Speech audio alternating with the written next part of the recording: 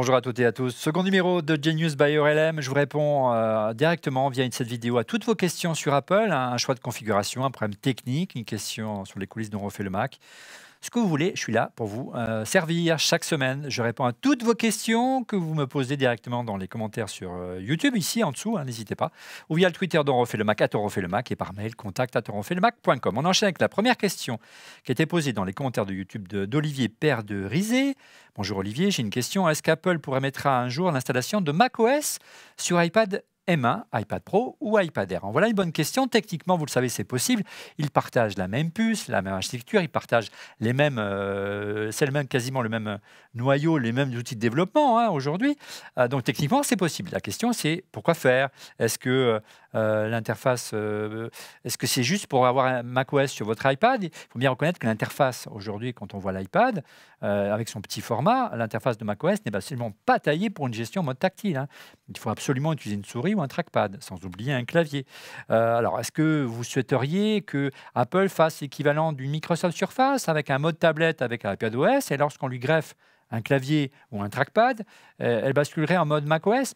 Ce serait plutôt sympa. Moi, j'aimerais bien, mais c'est malheureusement pas aujourd'hui la philosophie d'Apple. Vous le savez, Apple n'aime pas les produits hybrides, les appareils hybrides. C'est pas son ADN. Et au-delà, la pomme préférera, et Tim Cook en tête, c'est un excellent gestionnaire, vous vendre un Mac plus un iPad plutôt qu'un produit qui fait les deux.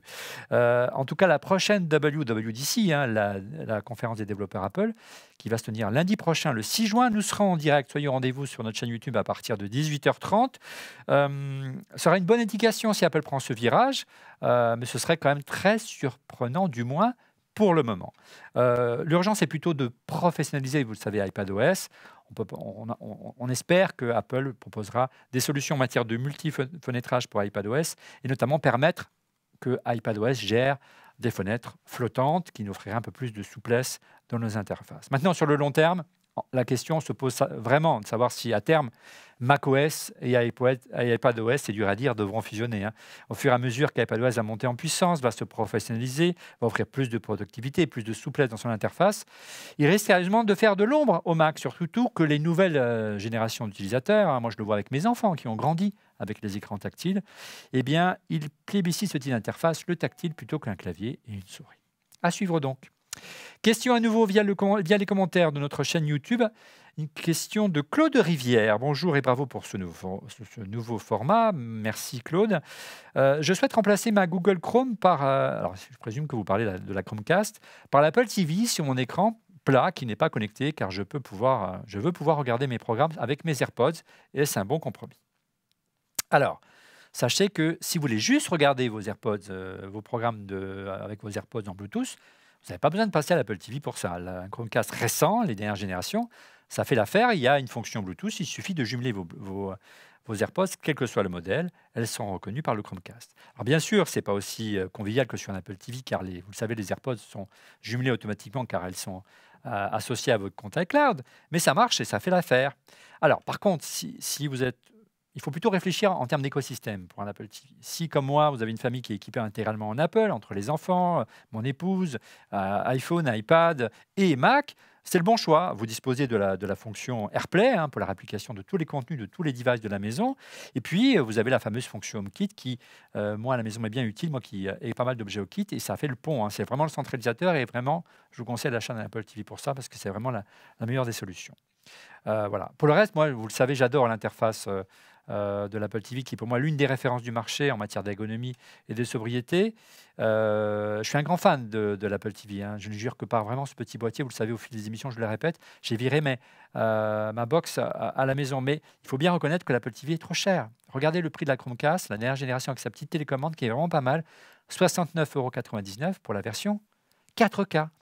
Si vous voulez l'équivalent, et ce n'est même pas l'équivalent dans l'Apple TV, il faut mettre 159 € pour une version HD, le double du prix. Si vous voulez une version 4K, 199 €. Il faut vraiment qu'Apple change son fusil d'épaule s'il veut populariser son Apple TV. Et croyez-moi, il y a urgence. Question via le compte Twitter dont on fait le Mac à présent, de Yet, alias Yeti971. Une question, un conseil d'achat. À Noël, je prévois de m'acheter mon premier MacBook. Vu mon usage, il serait judicieux de me tourner vers le RM1, voire le M2. Alors, il n'est pas sorti encore. Mais je n'aurais pas aimé qu'il soit rapidement obsolète. C'est pourquoi je pense peut-être me tourner vers un MacBook Pro 14. M1 Pro. Qu'en pensez-vous? Alors, c'est difficile de vous répondre par rapport au futur MacBook Air M2 car il n'a pas été annoncé par Apple. On verra encore une fois lundi prochain, le 6 juin, en marge de la WWDC la semaine prochaine. Soyez au rendez-vous à 18h30 sur le compte YouTube d'On refait le Mac. Concernant déjà le MacBook Air M1 qui est aujourd'hui au catalogue, c'est vraiment une bonne affaire. Et franchement, qui va durer dans le temps.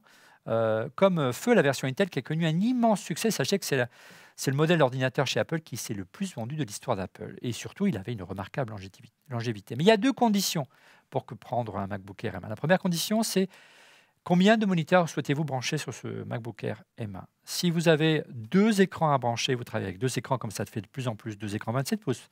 Ce n'est pas la machine qu'il vous faut parce que le MacBook Air M1 n'accepte qu'un moniteur externe. Et il faudra passer au MacBook Pro 14 pouces pour cela. Autre point à surveiller, sa mémoire interne. Elle est, il faut savoir, avec l'arrivée du M1, unifiée, intégrée à la puce. Donc, on ne peut pas faire d'extension mémoire. Et avec le temps, on peut se poser la question si ça va pas être un peu juste au fil des années et au fil des mises à jour de macOS. Donc, comme il est impossible de mettre à jour la mémoire, en prévision, je vous conseillerais plutôt de prendre un MacBook Air M1 avec l'option 16 Go qui vous sera facturé 230 € de plus, ce qui fait passer le prix de 1 129 € à 1 359 €. Voilà. Quant à l'option disque SSD, qui peut aussi s'imposer parce que c'est 256 Go. Alors, c'est mieux qu'avant, il y avait 128 avant, mais là, 256 Go aujourd'hui, c'est suffisant, mais dans 1 ou 2 ans, ce serait peut-être un peu juste. Ne passez pas à l'option 72 Go, ça coûte 230 €, c'est trop cher. En fonction de vos futurs besoins, achetez plutôt un mini disque SSD externe USB-C, ça marche très bien. Vous pouvez travailler même avec un disque externe, c'est ce qu'on fait à la rédaction ici.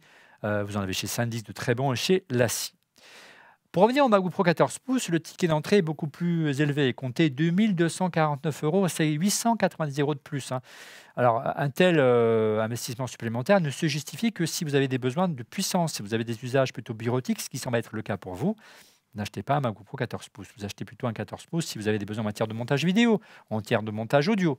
Mais si ce n'est pas le cas, le MacBook Air M1 est le bon choix. Le MacBook Pro 14 pouces est surdimensionné, mais vous prenez la version 16 Go. Question via le compte Twitter d'On refait le Mac de Monsieur S1N3D. Nouveau format bien sympa, merci beaucoup. Ces nouveaux épisodes seront-ils aussi dispo sur l'appli podcast d'Apple ou uniquement sur YouTube? Encore bravo pour vos émissions, merci de nous soutenir. Eh bien oui, bien sûr, vous retrouverez tous les formats qu'on va décliner de la chaîne On refait le Mac sur YouTube, mais aussi sur podcast en version audio et vidéo, sur Twitch, sur Dailymotion et sur Spotify. On vous réserve plein de surprises dans les semaines qui viennent. Voilà, c'est la fin déjà de ce second numéro de Genius by ORLM. N'hésitez pas à me poser vos questions dans les commentaires, ici sur YouTube, via Twitter, et le compte @On refait le Mac ou par mail, contact@onrefaitlemacom. Et pour être prévenu en temps réel de la mise en ligne de l'émission, je vous invite à vous abonner à notre chaîne en cliquant sur le petit bouton. Et n'oubliez pas, vous en avez l'habitude, de cliquer également sur le petit pouce.